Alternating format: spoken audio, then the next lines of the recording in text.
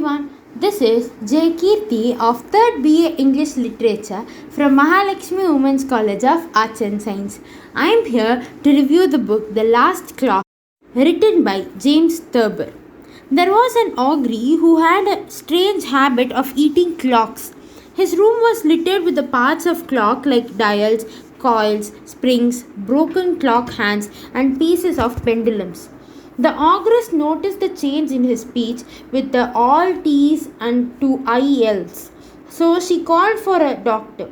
The doctor refused to treat him, stating that it was the case for a doctor. The doctor refused to treat him, stating that it was the case of a clockman.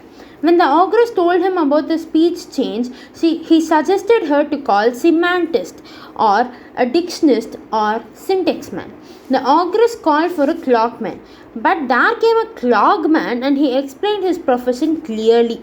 He could do nothing to the problem. Next day, the ogress got a good general practitioner. He too refused to treat the ogre, saying that the ogre was like a public place clock tower and could only treat generals in the army. The ogress referred a volume Who is Who in area. It had the names of the specialists in that area.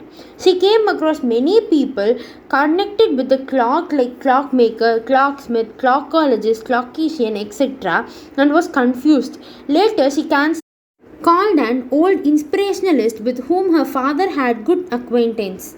His inspirationalism became a jumble of numbers and so he could do nothing.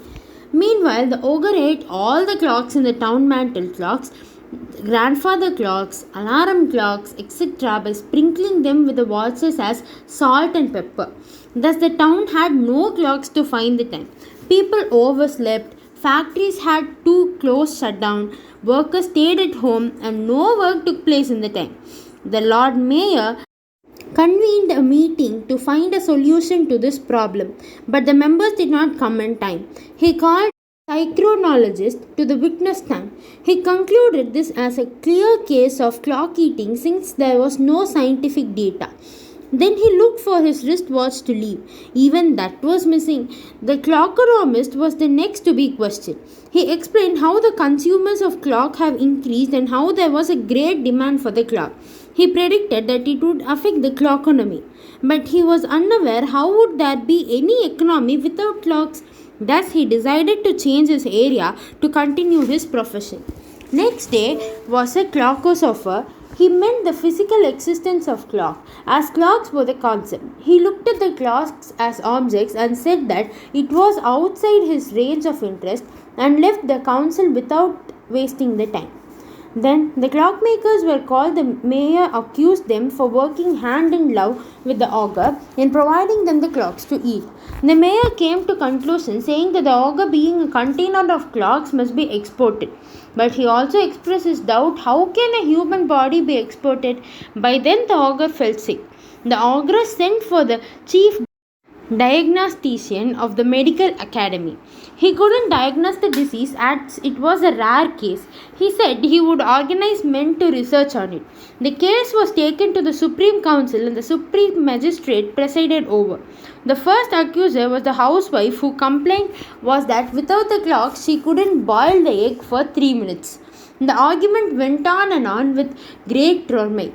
A man with a street suggested to use sundial, but the prosecutor said that it wouldn't help in the night. Suddenly, there was a long silence. The clock in the council room struck the hour and then everybody's attention turned towards the clock. That was the last clock in the town. The Supreme Magistrate suggested to keep it on the clock tower for everyone to see. When they are planning how to protect it from the ogre, they received a note about the death of the ogre. Then the collector argued that the clock should be kept as a museum piece. So the next day they stopped the clock at 9 minutes to 12 and with the proper ceremony took it to the museum.